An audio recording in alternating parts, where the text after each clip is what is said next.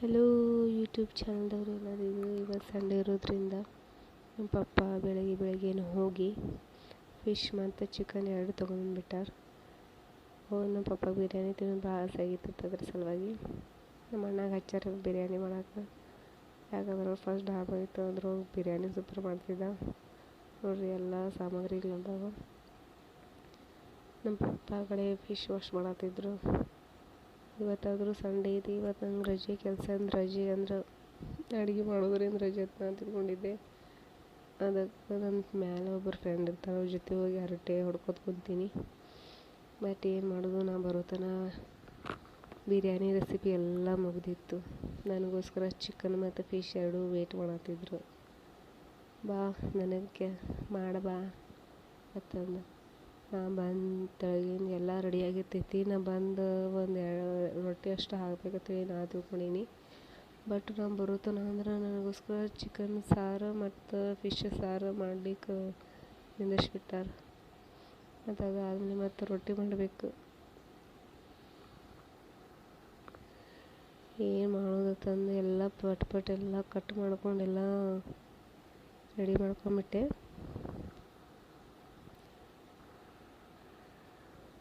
ನನಗೆ ಬಿರಿಯಾನಿ ರೆಸಿಪಿ ನಿಮ್ಗೆಲ್ಲರಿಗೂ ತೋರಿಸೋದಿತ್ತು, but recipe ಸಿಗಲಿಲ್ಲ. ಅದಕ್ಕೆ ನನಗೆ ಭಾಳ ಸಿಟ್ಟು ಬಂದಿತ್ತು.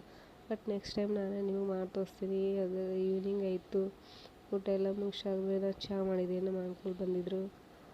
ಬಟ್ ಗೆಸ್ ಮಾಡಿ ಹೇಗಾಗಿತ್ತು ಚಹಾ? ಅದ್ರಾಗ ಸಕ್ಕರೆನೇ ಇರಲಾಗಿತ್ತು.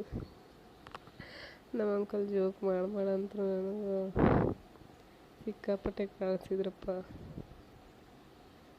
ಹೋಗಲಿ ಬಿಡ ತಂದು ಆಮೇಲೆ ನಮ್ಮ ತಮ್ಮ ಮಾರ್ಕೆಟಿಗೆ ಹೋಗಿ ವೆಜಿಟೇಬಲ್ಸ್ ಎಲ್ಲ ತಂದಿದ್ರು. ಎಲ್ಲ ಸಪ್ರೇಟ್ ಮಾಡ್ಕೊಂಡು ಫ್ರಿಜ್ ಒಳಗಿಟ್ಟೆ. ಅರ್ಧ ಫ್ರಿಜ್ ಒಳಗಿಟ್ಟೆ, ಇಲ್ಲ ಎಲ್ಲನೂ ಫ್ರಿಜ್ ಒಳಗೆ ಇಟ್ಬಿಟ್ಟೆ.